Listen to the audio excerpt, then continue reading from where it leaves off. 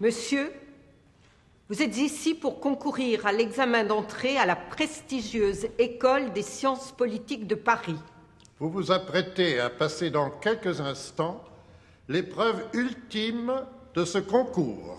L'épreuve la plus célèbre. La plus intransigeante. L'entretien oral qui vous permettra peut-être d'intégrer le cercle privilégié. La crème de la crème. De l'élite intellectuelle française.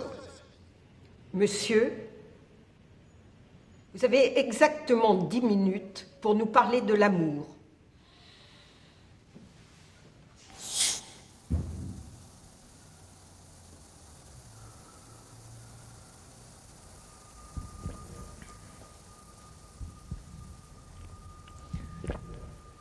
Excusez-moi.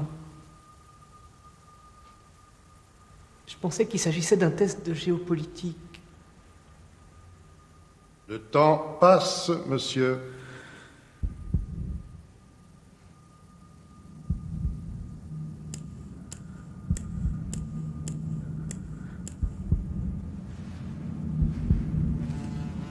Le temps passe.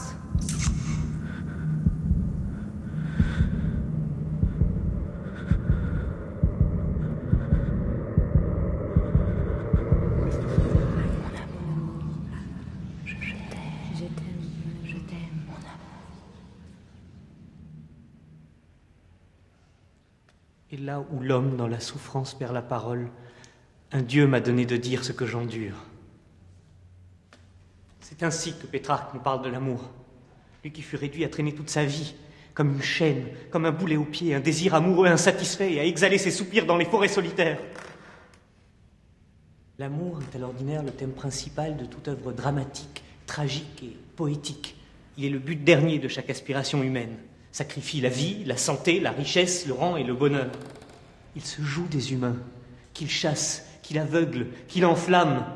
C'est un démon hostile qui s'efforce de tout mettre à l'envers, de tout renverser, de tout détruire. Alors, pourquoi tout ce bruit, toute cette agitation autour d'une chose si nuisible? Parce que amour reste le Dieu premier qui assure non seulement la continuité des espèces, mais également la cohésion interne du cosmos. Il est la pulsion fondamentale de l'être qui pousse toute existence à se réaliser.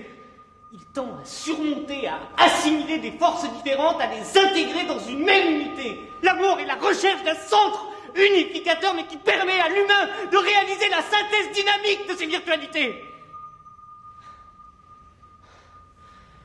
Deux êtres qui s'aiment, se donnent et s'abandonnent, se retrouvent l'un dans l'autre, mais élevés à un degré d'être supérieur.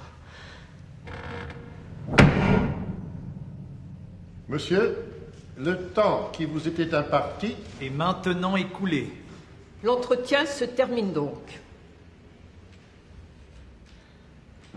Pour votre information, veuillez savoir que l'amour est un fleuve d'Extrême-Orient de 4354 km. Le troisième plus grand fleuve du globe, formé par la réunion de la Argoune et de la Tchika. Il sert de frontière entre la Sibérie et la Chine du Nord-Est et se jette dans la Manche de Tartarie.